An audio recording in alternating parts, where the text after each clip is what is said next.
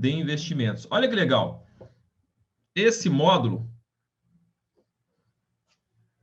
5, que a gente já está finalizando, né?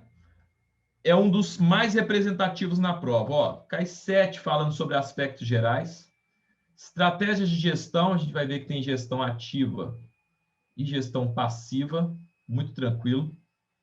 Principais modalidades de fundo, fundo curto prazo, renda fixa, referenciado, fundos de ações, parte de código de autorregulação da Anbima, classificação Anbima de fundos. Então, ó, 7, 10, 13 questões na prova sobre esse módulo. Muito tranquilo, vamos primeiro conceituar o que é fundo. Fundo é uma forma de investimento coletivo. Presta atenção, quem trabalha no banco aí, imagina que eu cheguei lá no seu banco hoje com 10 mil reais para aplicar num CDB. Qual a taxa que vocês remuneram, o banco de vocês remunera para uma aplicação de 10 mil reais em um CDB? Manda para mim no chat.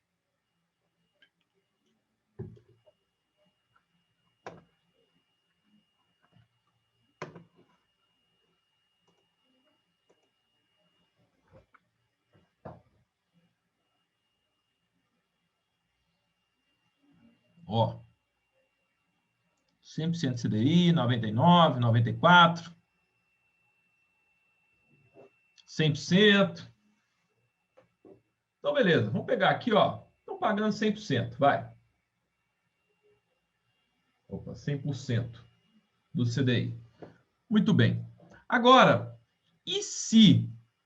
Olha o que o fundo faz. Olha a vantagem, das primeiras vantagens do fundo. Eu chego para investir no banco, vou lá de maneira individual, chego com os meus 10 mil, o banco fala assim, Davi, para 10 mil eu te pago 100% CDI, a taxa máxima que eu vi aí. O que o fundo faz? O fundo ele pega aqui, ele vai pegar os meus 10 mil, jogar aqui dentro. Só que aqui dentro tem um recurso de vários outros clientes. Certo? E totaliza aqui, estou dando um exemplo, 1 bilhão, vai, 1 bi.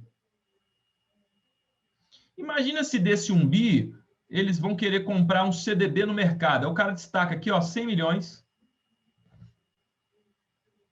Qual a taxa que o banco de vocês pratica para uma aplicação de 100 milhões de reais? Alguém sabe?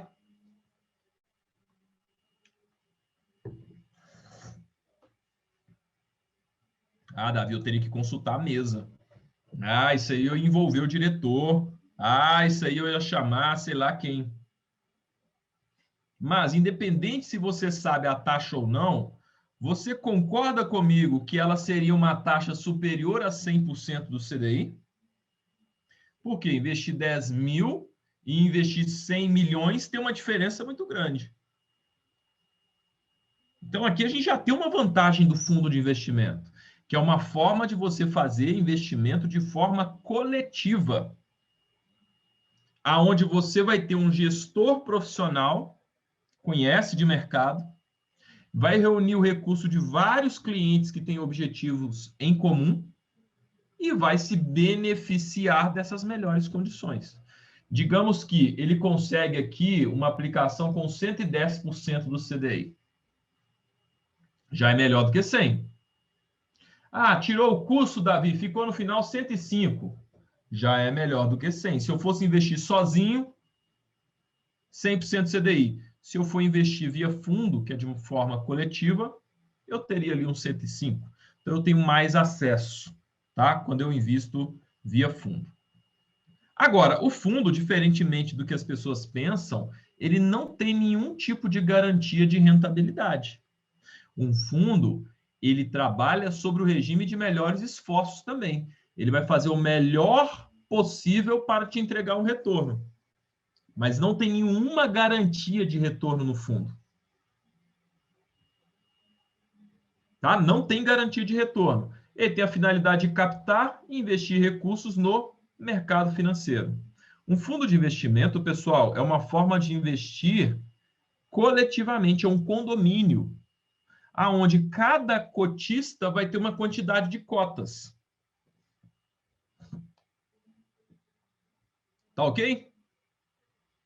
Lembrando, este fundo, o fundo, ele precisa necessariamente constituir um CNPJ próprio para abrigar os recursos chamados de terceiros. O que são recursos de terceiros?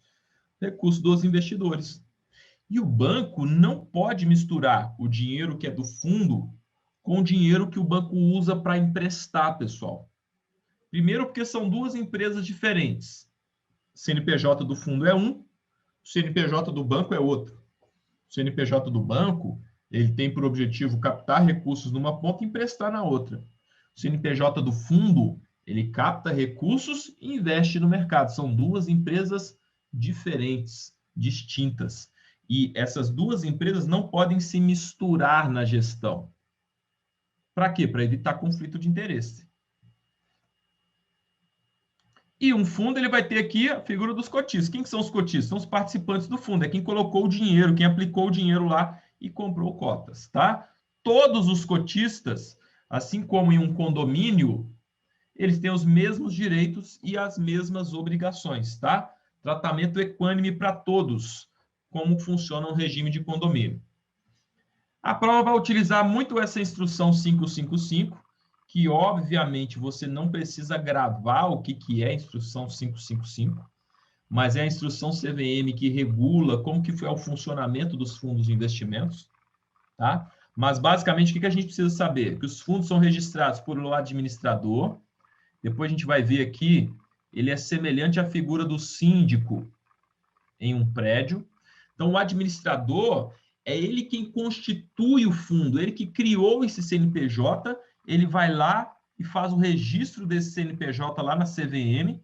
CVM, eu quero abrir um fundo, esse fundo vai ter esse e esse objetivo. Aí tem lá, ele tem que protocolar lá uma série de documentos, o regulamento, a declaração que ele aderiu à legislação, o registro, o nome do auditor, o CNPJ, toda uma documentação comprobatória para se abrir um fundo de investimento. O que é que o fundo vai fazer? Qual que é a taxa desse fundo? Somente depois do registro e aprovação na CVM que o fundo pode iniciar a captação de recursos. Tá legal? Então a pergunta assim, todo fundo tem risco de perda? Sim, todo fundo tem risco de perda. Vamos lá. Existe o chamado fundo de investimento e o fundo de investimento em cota. O fundo de investimento, ele vai no mercado e compra os ativos diretamente, ele é proprietário dos ativos diretamente. Por exemplo, ele pode ir lá no mercado e comprar ações, ele pode ir no mercado comprar títulos públicos, títulos privados, derivativos, opções. Então, fundo de investimento, ele compra os papéis diretamente. Agora, o fundo de investimento em cotas, ó, ele é um fundo que investe em cotas, está no próprio nome dele. Este fundo, ele compra cotas de outros fundos no mercado. Essa é a diferença. Um vai lá e compra papéis diretamente, ativos. Esse daqui não, esse daqui ele investe em cotas de outros fundos. Ele pode, por exemplo, vir aqui e comprar cotas desse fundo que está comprando esses papéis. Mas ele não vem aqui e compra os papéis, ele vem aqui e compra cotas de um fundo já existente. Tá legal? Primeira questão de prova. Como que você calcula a cota de um fundo? Primeiro, vamos conceituar o que é uma cota. Tá? A cota é a fração ideal do patrimônio líquido de um fundo. Elas são escriturais, nominativas. O que é escritural e nominativa? É igual quando você compra um apartamento. O apartamento é a fração ideal de um prédio, de um condomínio. Tudo bem? Quando você compra um apartamento, tem uma escritura que garante que aquele apartamento é seu. E essa escritura ela vem no seu nome, por isso que fala, ó, são escriturais e nominativas. As cotas elas estarão gravadas lá com o seu nome. Essa cota pertence ao João, essa cota pertence a Elaine, essa cota pertence a Jéssica. Então as cotas são escriturais e nominativas e elas dão aos seus detentores, que são os cotistas, direitos e obrigações. Tá? Então, o que é a cota? É a fração ideal do patrimônio líquido de um fundo. Quem é o cotista? Cotista é o detentor das cotas. Tudo bem? Lembrando, o cotista, pessoal, não é acionista não, tá? Ele é detentor de cotas daquele fundo. E ele não participa diretamente da administração do fundo. Na realidade, o fundo ele está contratando a prestação de serviço para que o fundo faça o gerenciamento do dinheiro dele, conforme a política de investimentos do fundo. Vamos lá, o que cobra na prova? Como que eu calculo o valor da cota? Presta atenção. Você vai pegar o patrimônio líquido do fundo e vai dividir pelo número de cotas. Eu até coloco aqui, ó, cuidado. A prova vai tentar te confundir. Ao invés de falar número de cotas, ela vai tentar falar que é pelo número de cotistas. Não. Você vai pegar o patrimônio líquido, que é tudo que o fundo tem, descontado despesas, somado receitas, e vai dividir pela quantidade de cotas. É como se fosse o seguinte, imagina que aqui eu tenho um prédio, e esse prédio vale 100 milhões. Tá? Se eu tenho 10 apartamentos nesse prédio, cada apartamento, como que eu faço para chegar no valor do apartamento? Eu vou pegar 100 de milhões e dividir por 10. Então, cada apartamento vai ter um valor de 10 milhões. Guardar a devida proporção, assim que se calcula a cota de um fundo. Você vai pegar o patrimônio líquido do fundo e vai dividir pela quantidade de cotas. O que é o patrimônio líquido, pessoal? Por que é chamado de patrimônio líquido? É líquido de quê? É líquido de despesas e taxas, não é líquido de imposto de renda, tá bom? Porque imposto de renda a gente vai ver que cada cliente, conforme o prazo de permanência no fundo, ele vai ter um tipo de tributação. A gente vai ver isso depois. Mas o que é o patrimônio líquido? Presta atenção, você vai pegar o valor de mercado da carteira. Por que valor de mercado? Presta atenção. Imagina esse celular aqui. Comprei esse celular por R$1.000. Esse foi o meu preço de aquisição. R$1.000 o preço de aquisição. Agora, o preço de mercado desse celular, na data de hoje, certamente não será R$1.000. Então, o valor de aquisição é 1, o valor de mercado é quanto vale hoje. Então, eu vou pegar tudo que tem dentro do fundo no seu valor de hoje, vou somar tudo que eu tenho para receber e vou descontar as despesas, incluindo a taxa de administração, que é uma das despesas do fundo. Essa conta vai me dar o quê? O patrimônio líquido do fundo. Então, eu vou pegar esse patrimônio e vou dividir pela quantidade de cotas e vou chegar no valor da cota. Tudo bem? Na prova já informado o valor do patrimônio, na realidade, pessoal, aqui não tem que fazer cálculo, tá? A prova da CPA 20 é só conceito.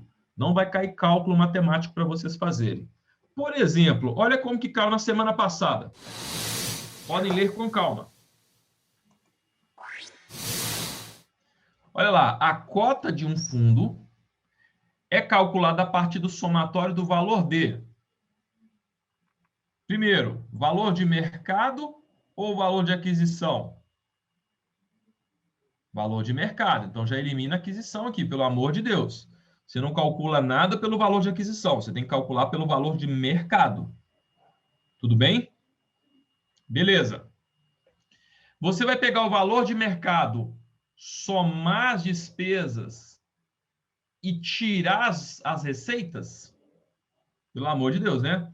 Você vai somar despesa e vai retirar receita? Não tem nada a ver isso daqui. A letra B está errada já. Então, a gente está em letra C e D. Você vai pegar o valor de mercado, tirar a despesa, somar a receita. Receita, né? Deixa eu consertar isso daqui. Somar a receita. Aí você vai dividir pelo número de cotas. Corretíssimo, letra C. A letra D fala mercado menos IR dividido pelo número de cotas emitidas. Então, não tem nada que tirar imposto de renda, pessoal. Imposto de renda, cada cliente vai ter o seu. conforme o prazo de permanência no fundo, tá bom? Alternativa correta, letra C. Valor de mercado, tira a despesa, soma a receita e divide pelo número de cotas. Tudo bem? Legal. Agora vamos falar aqui de tipos de fundo. Nós temos o fundo aberto e o fundo fechado. O que é um fundo aberto? O fundo aberto é aquele que permite aplicação e resgate a qualquer momento. Então, ele é aberto. Pode entrar e sair a qualquer momento. Tá? O fundo aberto, ele vai ter uma quantidade variável de cotas. Por quê? Toda vez que alguém fizer uma aplicação, vai precisar criar novas cotas para esse investidor adquirir. Toda vez que alguém fizer um resgate, vai precisar vender essas cotas para pagar o resgate. Ok? Então, ele vai ter quantidade variável. É como se fosse uma sala de aula, que é uma sala de aula aberta. Chegou novos alunos, eu tenho que colocar novas cadeiras. Saíram alunos, eu tiro cadeiras. Já no fundo fechado, não. O fundo fechado, ele funciona o seguinte, tá? No fundo fechado, ele vai abrir para captação, senão ele vai ser fechado, ele é fechado já de nascença, não, né? Ele nem aplica, nem resgata. Ele abre por um período de captação. Depois que ele atingiu o volume necessário tá? Ou o prazo estabelecido para ele ficar aberto, ele fecha. Ninguém mais entra, ninguém mais sai. As cotas, questão de prova, sempre cai. Sempre. Presta atenção. Coloca um destaque, uma estrela na sua apostila aí. As cotas de um fundo fechado. Ó, as cotas de um fundo fechado só podem ser resgatadas na data de vencimento do fundo. Ou a prova vai falar assim, no término, ou na liquidação, ou no encerramento, que tem o mesmo significado, tá? Término, liquidação, encerramento, vencimento. Então, diferença entre fundo aberto e fundo fechado. Fundo aberto permite aplicação e resgate a qualquer momento e vai ter quantidade variável de cotas. Fundo fechado abre para captação, depois ele fecha. Só vai permitir o resgate das cotas no vencimento, no encerramento ou na liquidação. E o fundo fechado, diferentemente do fundo aberto, ele vai ter uma quantidade fixa de cotas. Ó, quantidade fixa de cotas. Então, de repente, ele está vendendo lá 1.000 cotas. Acabou as 1.000 cotas, ele fecha o fundo, ele sempre vai ter 1.000 cotas, porque você não pode resgatar. Tá ok? Aí, uma diferença entre o fundo aberto e o fundo fechado é que as cotas do fundo aberto não podem ser transferidas. Tá legal? Elas não podem ser transferidas. E o fundo fechado, ele permite transferência. Por quê? Você não pode resgatar. Mas se eu quiser pegar as minhas cotas e vender elas para o Mauro, eu posso. Observe, eu não estou resgatando. Eu estou negociando a minha cota para uma outra pessoa. Estou pegando a minha cota, vendendo ela para uma outra pessoa, vou receber o dinheiro. Mas não é o fundo que está me pagando. Quem está me pagando é a pessoa que está adquirindo essas cotas de mim. Tudo bem? Vamos lá, olha só. Fundo aberto só pode ser objeto de cessão ou transferência nos casos específicos aqui, ó, decisão judicial, basicamente. Então, via de regra, fundo aberto não transfere cotas. Já no fundo fechado, as cotas podem ser transferidas por meio de cessão, transferência ou através de negociação no mercado secundário. Questão que caiu na prova da semana passada, na tela para vocês. Tudo bem, gente. Ó, segundo a CVM, os fundos. Ó, fundo fechado, captam recursos apenas por um período. E as cotas só podem ser resgatadas quando? Sua liquidação, término do prazo previsto de duração. Ele fala, fundo aberto, são voltados exclusivamente à venda ao público, não se incluindo os exclusivos. Tem nada a ver, tá? Fundo exclusivo, a gente vai ver, ele é exclusivo para um único cotista. Fundo exclusivo pode ser aberto. Fundo aberto tem número fixo de cotas? Não. Aberto tem quantidade variável de cotas. Fundo fechado permanece sem depósito, sem aceitar depósito, sem valorização das cotas? Isso aqui está errado. Podendo retomar a captação a qualquer momento. Então, mais correta aqui, letra D, segundo o que a gente acabou de falar. Aí eu comentei com você sobre o fundo exclusivo. Como o nome dele diz, é como se você criasse aqui um prédio para um único morador. Tá certo? No caso do fundo exclusivo, basicamente você vai ter aqui dentro do fundo exclusivo toda uma estrutura para abrigar os recursos de um único cotista. Por isso que ele é chamado de fundo exclusivo. Tá? Ele é destinado normalmente para quem tem muita grana. E quem tem muita grana? Investidor profissional. Davi, então significa que fundo exclusivo aplica a partir de 10 milhões? Não. Ele é destinado para investidor profissional. Mas cada banco vai ter a sua política. Aí tem uma informação aqui que já cobrou na prova, que neste tipo de fundo é dispensada a marcação a mercado. Tá? Não é obrigatório fazer marcação a mercado em fundo exclusivo. É facultado. Pode ter? Pode. Mas, se for ter ou não, é uma decisão do cotista. Se ele quer que seja feita marcação a mercado ou não. Tudo bem? Aí estão perguntando assim, Davi, é inteligente ter um fundo exclusivo? Não seria só ele operar no mercado? Olha, uma das principais vantagens do fundo que a gente vai estudar e a gente vai aprender é justamente o fato de você delegar para uma gestão profissional, ó, delegar para uma gestão profissional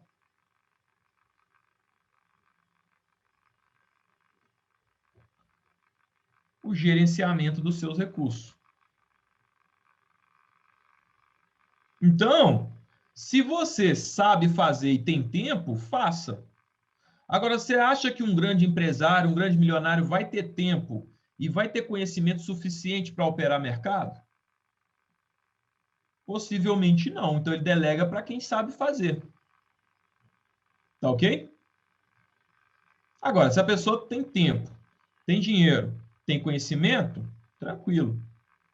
Tá? Por que eu pago um personal? Por que você paga um personal para ir na academia? O cara melhorar seu desempenho. Então, você paga aqui um gestor profissional justamente para ele melhorar o desempenho da sua carteira. Ele é mais caro, rentabiliza melhor? Depende, né? Será que eles vão cobrar mais caro de uma pessoa que tem 100 milhões? Então, não é por esse caminho. Ele ser mais caro, ele vai rentabilizar melhor ou pior. Tá? Muito bem, gente. Vamos falar agora da marcação a mercado. Vamos pegar aqui primeiro o conceito, depois eu explico para vocês na prática como que funciona, tá? Marcação a mercado, que na prova tem sido cobrado como apressamento. O que é apressamento? Dar preço, tá? Dar preço aos ativos do fundo. Então, fazer, ó, olha o nome, marcar a mercado. É você fazer a marcação dos preços dos ativos pelos seus respectivos preços de mercado. É aquele exemplo que eu dei. Eu comprei esse celular por R$1.000.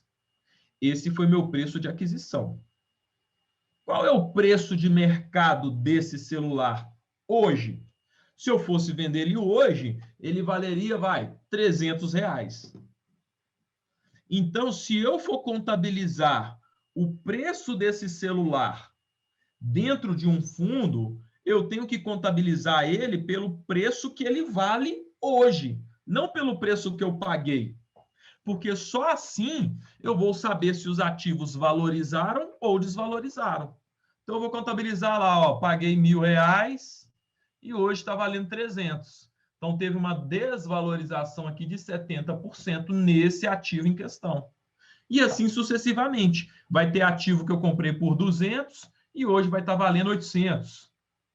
Então, eu vou fazendo a contabilização de todos os preços dos ativos para saber se no final, no somatório de tudo, houve valorização ou desvalorização.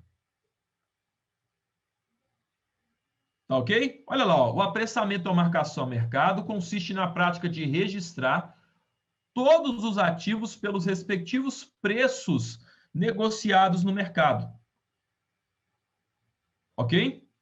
Então, para eu saber quanto que eu tenho hoje, eu tenho que calcular o preço dos meus ativos hoje. A marcação a mercado, ela é obrigatória para todos os fundos, exceto para os fundos exclusivos, e ela é feita diariamente nos fundos. Lembram que para calcular a cota, eu tenho que pegar o valor de mercado, mais receita menos despesas? E a cota, pessoal, é divulgada diariamente. Todos os dias tem divulgação do valor da cota. Então, se ela é divulgada diariamente, eu tenho que fazer esse apressamento todos os dias também. Tudo bem? Quem é o responsável por fazer a marcação a mercado em um fundo?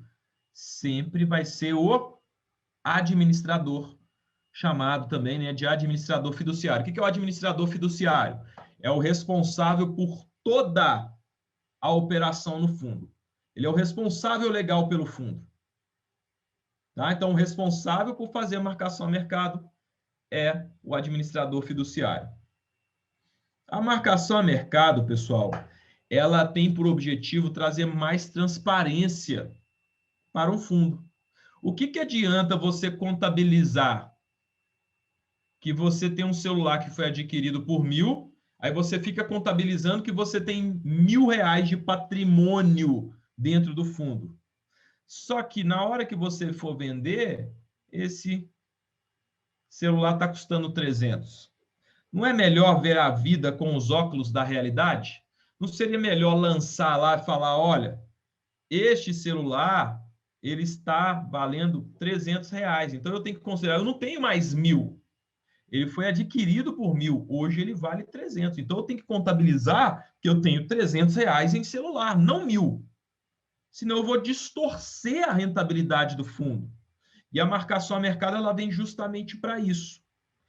Evitar essa distorção, e ela evita transferência de riqueza entre os cotistas.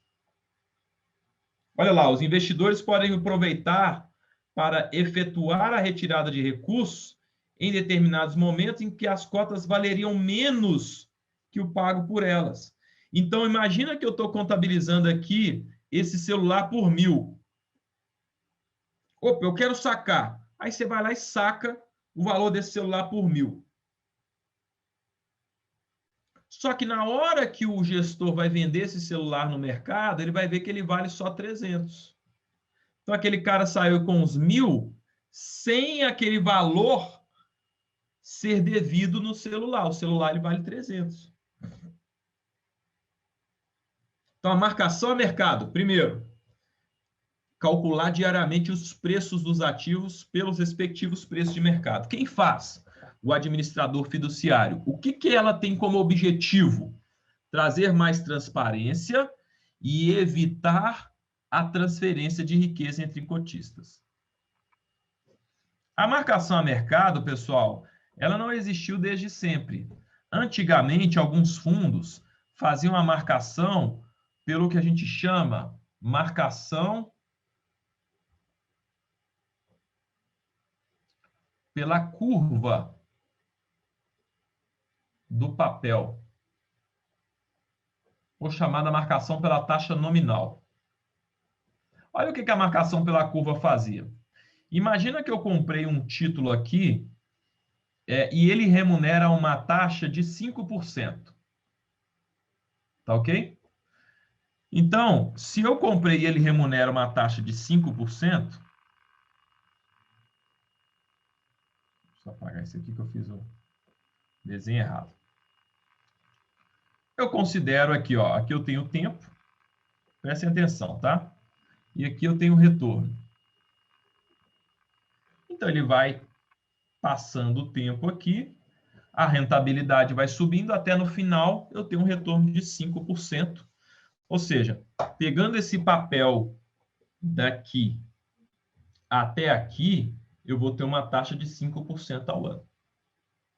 Marcar pela curva e se eu quiser vender esse papel nesta data aqui? Nesta data aqui, eles consideram o seguinte: quem comprar esse papel aqui e levar ele até vencimento vai receber uma taxa de 5%. Só que acontece que as taxas no mercado, elas oscilam. Imagina que hoje, para você, vamos imaginar aqui, 1, 2, 3, 4, 5, 6, 7. 7 anos. Eu decidi vender esse papel aqui com 3 anos. A marcação pela curva diz o seguinte: se você pegar esse papel aqui, nos próximos 4 anos, deixa eu ver se são 4, 1, 2, 3, 4, nos próximos 4 anos, você vai ter uma remuneração de 5%. Isso é marcar pela curva do papel. Ou seja, independente da taxa de juros no mercado, a qualquer momento que você vender, quem comprar vai receber 5%. Isso não é uma verdade. A gente sabe que as taxas no mercado, elas flutuam. Aqui no tempo zero, ele comprou para receber 5% ao ano. Aqui com 3 anos, vamos supor, tá? Que quem comprar um papel aqui com vencimento em 4 anos, a taxa no mercado está em 7%.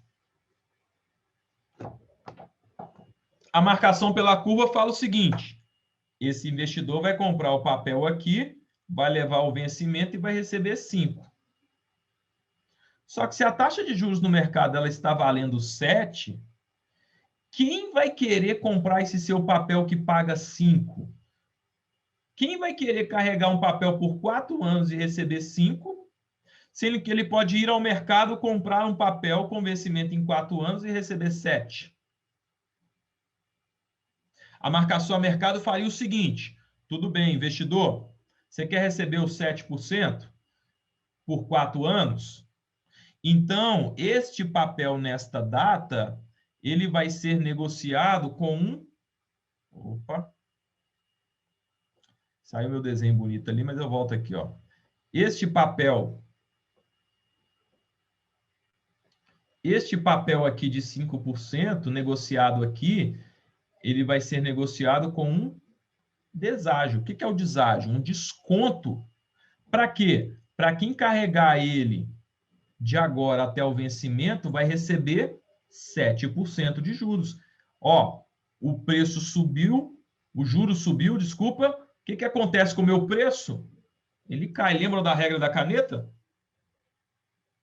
A marcação pela curva, ela não considera esses efeitos. Por isso que ela não é mais utilizada nos fundos. Os fundos fazem obrigatoriamente a marcação a mercado. Davi, mas como que caiu na prova? Está aí para vocês, olha. Questão de prova. Excelente, a marcação a mercado. Vamos ler, né? O que está falando? A marcação a mercado em fundos é uma.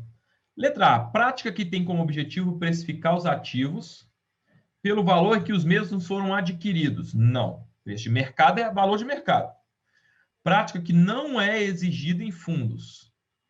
Errado. C, precificar diariamente os ativos, gostei, pelo valor de mercado dos mesmos, sim, ou seja, o valor em que os mesmos podem ser vendidos é uma responsabilidade do custodiante. Está errado. Fez tudo bonitinho. Errou de quem a responsabilidade. Resposta correta. Precificar diariamente os ativos pelo valor de mercado, ou seja, o valor que os mesmos podem ser vendidos, e é uma responsabilidade do administrador fiduciário. Tá legal? Muito bem. Vamos lá entender quem são os participantes do fundo. Então, nós já vimos que o fundo, ele é um CNPJ, é uma empresa. Tá legal? Ou seja, é uma empresa. O que essa empresa faz? Gestão de recursos de terceiros. Nesta empresa, eu tenho alguns personagens. O primeiro é o administrador. O administrador, presta atenção, ele é o responsável legal pelo fundo. É o administrador que responde legalmente na CVM por tudo o que acontece no fundo. Seja ele quem fez ou não. Exemplo, tá? A gente vai falar sobre o gestor, que é o responsável pelas decisões de investimentos do fundo. Se o gestor comete um erro, vai responder o gestor junto com o administrador. Por quê? O administrador responsável é legal, igual no banco. Quantas vezes aí você já viu, às vezes, um gerente cometer, né, alguma infração, aí eles mandam embora o gerente e o gerente geral. Você já viu isso acontecer no banco? Ou não? Só eu que já vi.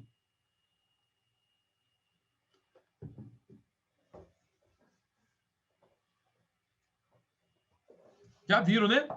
Ah, Davi, mas não foi o gerente geral que fez. Mas ele não é o gerente geral? Ele não tem a responsabilidade, né, de comandar tudo, coordenar tudo aquilo? Então, ele responde em conjunto. Então, o administrador, ele é o responsável legal pelo fundo, tá? E é ele quem é o responsável por contratar e controlar os demais prestadores de serviço do fundo. Eu costumo sempre chamar o administrador carinhosamente de síndico. Ele é o síndico desse condomínio.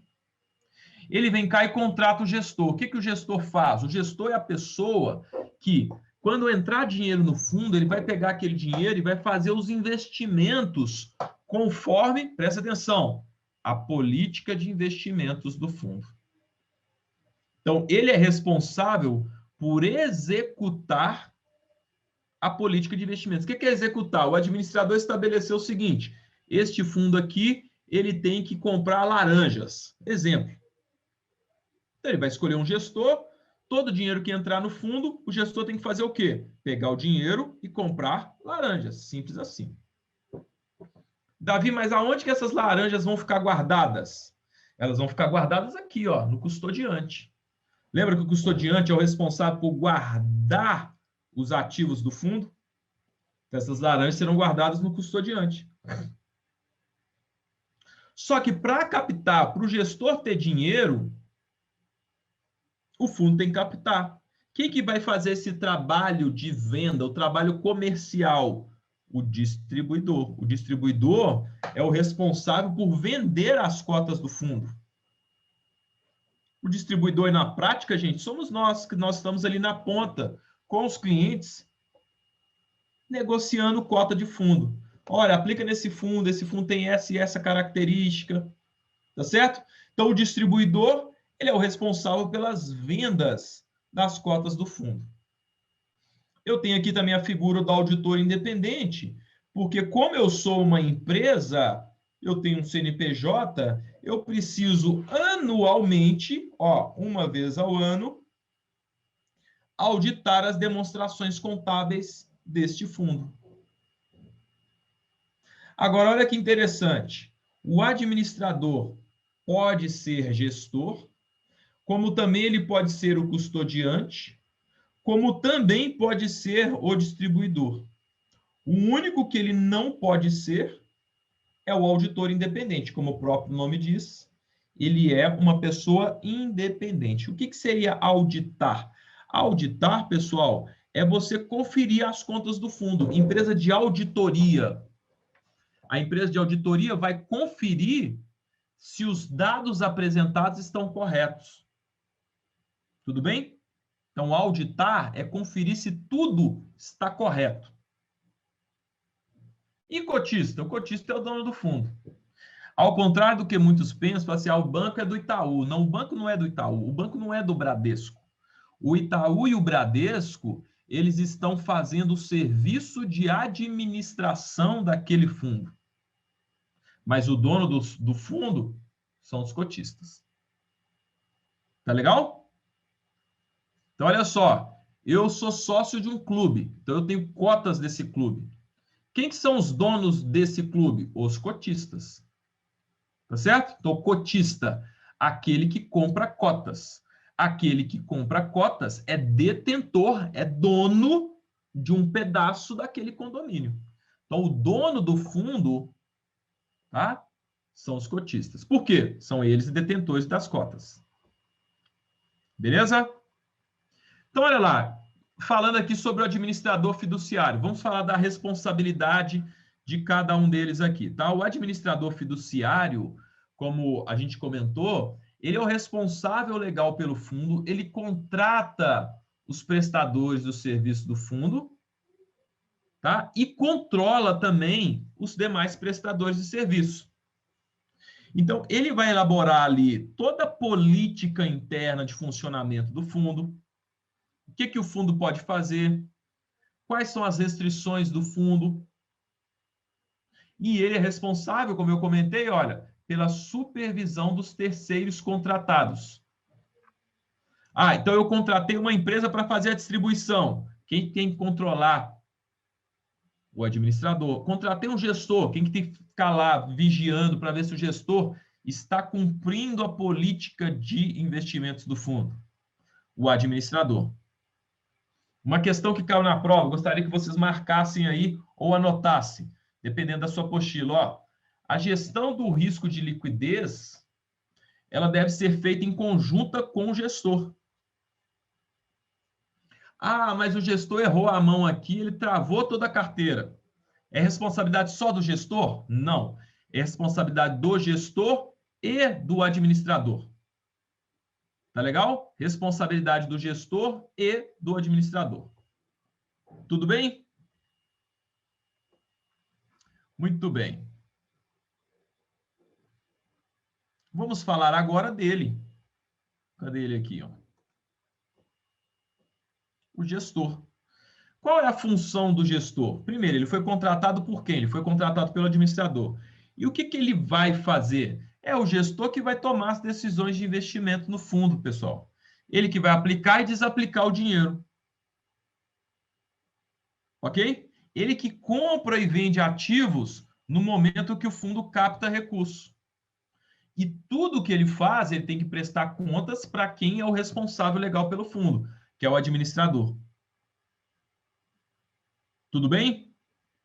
Então, o gestor é o responsável pelo desempenho no fundo, é o responsável por tomar as decisões de investimento, lembrando, sempre de acordo com a política de investimentos. Sempre. Ele nunca pode operar fora do que está previsto na política de investimentos do fundo. Olha como que já foi cobrado na prova. Fundos é um instrumento por meio do qual um ou mais indivíduos aderem a um condomínio de investidores, cujos recursos são administrados por um gestor profissional. Cabe ao gestor garantir que os títulos de renda fixa sejam levados até o vencimento. E se tiver um resgate no meio do caminho, como é que ele vai garantir que vai ser levado até o vencimento? Predeterminar a rentabilidade a ser auferida. Ele não é evidente. Respeitar as regras contratuais, sim, e, quando conveniente, exceder os limites de risco. Lembra, ele tem que sempre respeitar o que está descrito no regulamento e na política de investimentos. Ele nunca pode fazer nada da cabeça dele que vá infringir o que está na política de investimentos. Tudo bem? Vamos lá, nós colocamos quem são os proprietários, né? Quem que é proprietário dos ativos do fundo? Então, todos os ativos que compõem a carteira de um fundo pertencem ao fundo. E quem é dono do fundo? Os cotistas. Portanto, os cotistas são donos dos ativos do fundo. O fundo contrata um administrador ou gestor para fazer o quê? Para executar essa política de investimentos. Todo lucro e prejuízo, presta atenção, todo lucro e prejuízo, quem vai assumir isso? O cotista. Ah, Davi, o fundo pode dar prejuízo? Claro. Ou o mundo é só de lucro? Então, o fundo, se ele der lucro, quem vai absorver esse lucro? O cotista. E se der prejuízo, quem que vai absorver esse prejuízo? Também o cotista. Tá ok, pessoal? E no fundo, antes de aplicar no fundo, você vai ver lá qual que é o objetivo no fundo.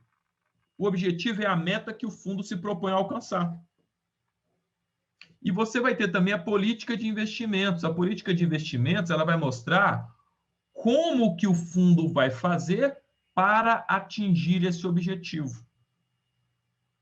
Então, você tem lá, eu vou abrir depois uma lâmina de fundos para vocês verem na lâmina essas informações todas que eu estou comentando com vocês. O objetivo do fundo. Este fundo tem o objetivo de superar o índice Bovespa, que é o índice da Bolsa. Política de investimentos. A gente pretende superar o Ibovespa comprando ações de empresas de grande porte. Um exemplo. Então, o objetivo, a meta que o fundo se propõe a alcançar, política de investimentos, como atingir essa meta. Tá? Olha lá, vamos entender agora os documentos formais de um fundo. E esses documentos, pessoal, eles são obrigatórios. Todo mundo tem que ter acesso a esses documentos. Tá? Por quê? Porque são nesses documentos que contém todos os detalhes do fundo. Então, o documento principal é o regulamento. Presta atenção, no regulamento contém todas as informações de um fundo. Quando eu falo todas, são todas. Todos os detalhes estão no regulamento. Tanto as informações relevantes quanto as irrelevantes. Tudo está ali. Né? O objetivo, a política de investimento, quais são as taxas, quem são os demais prestadores de serviço, como que é a política de aplicação e resgate, como que funciona o fundo. Ele tem uma linguagem mais técnica, mais jurídica, e ele é registrado em cartório, porque uma vez que foi registrado, ele não pode alterar nada do que foi registrado, a não ser que ele leve para a Assembleia. Depois, a gente tem um documento mais resumido. O formulário de informações complementares é como se fosse um resumo do regulamento. Então, aqui, eu vou ter as informações de forma mais comercial, uma linguagem mais clara, mais simples, de fácil entendimento. Eu vou ter as informações mais diretas ali, qual que é o risco do fundo, o que que o fundo faz, de maneira muito mais clara. Então, ó, tem o regulamento, contém todas. Esse daqui, presta atenção, ele contém todas as informações, ó, relevantes. Então, é diferente.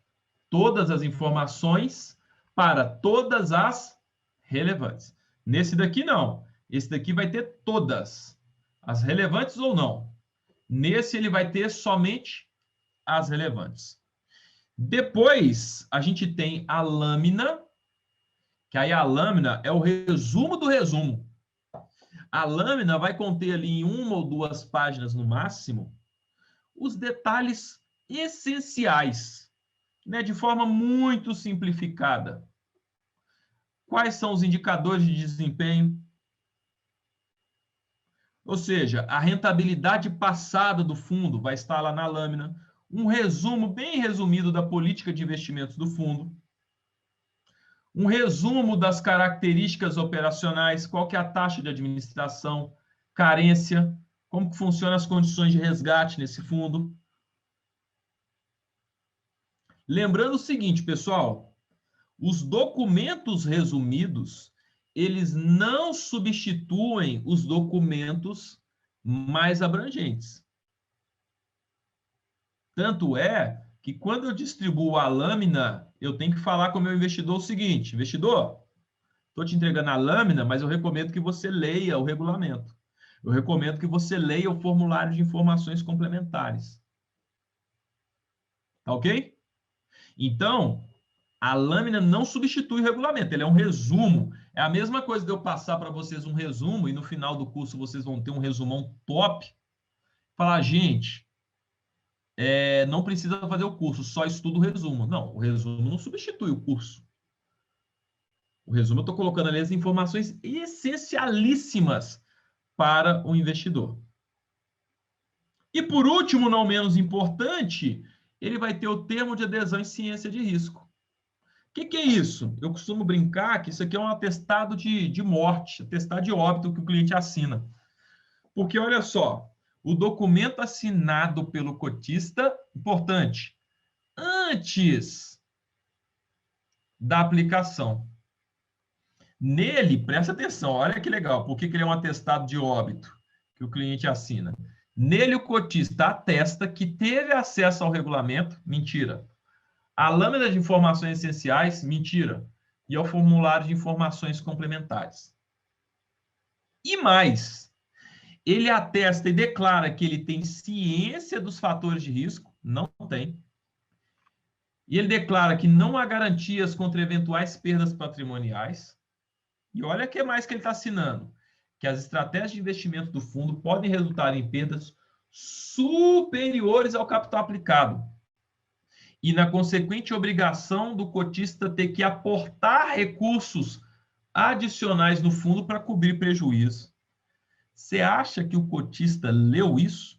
Jamais. Se ele lesse, ele não ia assinar. Aí o gerente manda aquela clássica, né? Quando o cliente pergunta alguma coisa que está ali escrito. Ah, mas isso daqui falando que eu tenho que aportar dinheiro no fundo. Aí o gerente manda aquela clássica. Ah, isso aí é igual bula de remédio. Se você lê, você, né? Se você lê, você não toma. Fundo é assim, se você lê, você não aplica, não.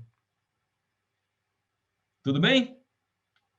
Então, lembra, o documento ele tem que ser assinado antes de fazer a aplicação. Ah, então você atestou, assinou o termo de adesão, é um termo de adesão e ciência de risco. Então, para você aderir a esse fundo, você tem que assinar o termo. Tudo bem? Vamos lá, para a gente finalizar hoje, tá? Vamos finalizar hoje com esse tema aqui sobre a Assembleia Geral de Cotistas. O que é Assembleia, pessoal? Quem mora em prédio aí deve já ter participado da famosa reunião de condomínio. Não é verdade? Para que serve a reunião de condomínio? A reunião de condomínio serve para se discutir assuntos acerca desse condomínio, do prédio. Então, não pode um condômino falar assim, gente, eu quero pintar o meu apartamento por fora todo de verde. Não pode fazer isso. Todas as decisões devem ser tomadas de forma colegiada. Tá? Todo mundo precisa aprovar. Todo mundo que eu digo, né, a maioria simples precisa aprovar qualquer decisão em um condomínio. No fundo de investimento, a mesmíssima coisa. Todas as decisões em um fundo são discutidas na Assembleia. Ó, é uma reunião na qual são discutidos assuntos ligados ao fundo. É a instância máxima de decisão em um fundo de investimento. Toda vez que vai ter qualquer alteração, presta atenção, alterar qualquer uma das cláusulas já estabelecidas em um fundo, lembra que o administrador ele registrou em cartório? Olha só, tem algum lugar que a gente fala isso. Exatamente aqui, ó. O regulamento tem linguagem jurídica e é registrado em cartório. Por que eu registro em cartório? Para garantir que nada daquilo vai ser alterado sem uma prévia reunião para se alterar. Então, como ele é aqui registrado em cartório, para você poder alterar qualquer uma das cláusulas ou políticas dentro de um fundo, você precisa levar isso para a Assembleia Geral dos Cotistas. Olha o que é alvo de assembleia, pessoal. Ó, somente na reunião dos cotistas se pode aprovar ou não mudanças nos fundos. A saber, substituição do administrador. Gente, eu não estou gostando desse administrador, não. Não estou gostando do trabalho que ele está fazendo, eu quero que troque. Só você não adianta, né? Mas se você conseguir convencer outras pessoas também a votar dessa forma, votou para trocar o administrador, troque, ponto final. Votou para substituir o gestor, custodiante, acabou. Para aumentar a taxa de administração, taxa de performance, ou qualquer outras taxas no fundo, para aumentar, você precisa convocar a assembleia e votar. Quero alterar a política de investimentos do fundo. O fundo fala que ele só pode comprar laranjas. E eu gostaria que o fundo comprasse frutas, de forma mais abrangente. Vamos levar isso para votação? Leva para votação. Se a maioria simples aprovar, está aprovado, o fundo vai passar de comprar laranjas para poder comprar frutas. Tá? Então eu pergunto assim, ó, vai todos os cotistas ou tem um agente fiduciário? Não. Vai quem quiser, mas a decisão é tomada por maioria simples. Então, se na reunião for um cotista, o que ele decidir está decidido. Todos são convocados. Mas só vai poder votar quem estiver lá. Tudo bem? Agora, presta atenção. O que não precisa de assembleia? Tem duas coisas que não precisam de convocar a assembleia para poder deliberar. Primeiro,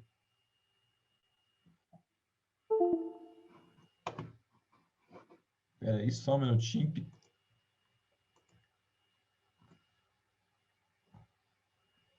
Aqui, ó. Primeiro, reduzir taxa de administração. Para reduzir taxa, você não precisa convocar a assembleia. E outra, para contratar empresas de auditoria e custódia. Olha, Davi, mas por que não precisa? Porque eu não preciso convocar a assembleia e falar, gente, eu estou contratando aqui o auditor para auditar as demonstrações contábeis do fundo. Não precisa. Isso já é uma prerrogativa do administrador, anualmente, fazer a contratação desse tipo de serviço. E por que eu não preciso convocar a assembleia para reduzir taxa? Imagina você convocar uma assembleia, tem lá 200 pessoas na assembleia. Gente, eu queria propor aqui, reduzir a taxa de administração do fundo de 2% para 0,3%. Quem que vai votar contra isso, gente?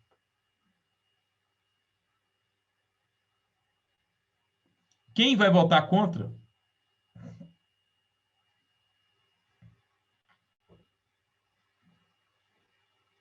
Então, para reduzir taxa de administração, não é necessário convocar a assembleia. Tudo bem? E contratar empresas de auditoria e custódia. Vamos lá, quem que pode votar? Só vota quem é cotista.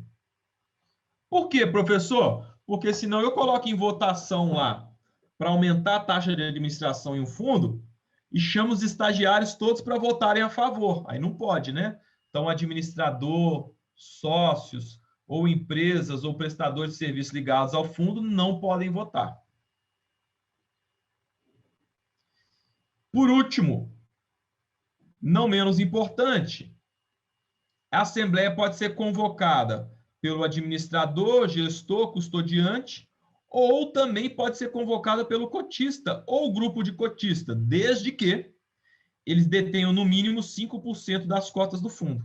Então, não é qualquer cotista. Você tem R$10 aplicado no fundo, você vai convocar uma assembleia de um fundo que tem 1 bilhão de patrimônio? Não. Tá? Você tem que ter um mínimo de representatividade para você, cotista, poder convocar uma assembleia. Então, você tem que ter, no mínimo, 5% das cotas do fundo para convocar a assembleia. Ah, Davi, mas eu não tenho. Então, reúna um grupo que represente, no mínimo, 5% das cotas do fundo. Aí vocês podem convocar a assembleia e, inclusive, deliberarem ali, né, numa determinada pauta. Tem dois tipos de assembleia: assembleia ordinária e a extraordinária. Ordinária, ela acontece todo ano. Vai lá apresentar as demonstrações contábeis do fundo, ok. E a extraordinária? É toda vez que se fizer necessário, quando acontecer um fato extraordinário. Aconteceu um fato extraordinário? Convoca uma assembleia extraordinária. Olha lá como que já caiu na prova. Sobre Assembleia. Então, todo mundo tem contato um do outro? Não, não tem, não. Mas eles podem se organizar para convocar a assembleia. Ou você conhece um outro cotista que tenha uma quantidade, somando a sua com a dele, vai dar uma quantidade X. Mas porque senão é quebra de sigilo, né? Você não pode ter divulgado quem são os cotistas do fundo. Olha lá, um dos direitos do administrador, sem prévia autorização, ó, não precisa de autorização de uma assembleia, fazer o quê? O que ele pode fazer sem assembleia? Ele pode aumentar a taxa de administração? Não. Ele pode alterar a política de investimento sem assembleia? Não. Ele pode apropriar-se de parte do patrimônio do fundo? Nem com assembleia, nem sem assembleia, né, gente? Resposta correta, olha lá, ó, ele não precisa de assembleia para escolher empresas de auditoria e custódia. Tudo bem, pessoal? Vamos parar por aqui, vamos acabar um pouquinho mais cedo hoje, a gente está bem dentro aí do ritmo, tá? Amanhã a gente vai continuar falando sobre as características de fundos, como é que faz a aplicação, resgate, carência, as taxas que podem ser cobradas em um fundo, os tipos de gestão em um fundo também, tá bom? Então amanhã a gente complementa essa parte que a gente começou a ver hoje. Tudo beleza? Obrigado aí pela participação de todos.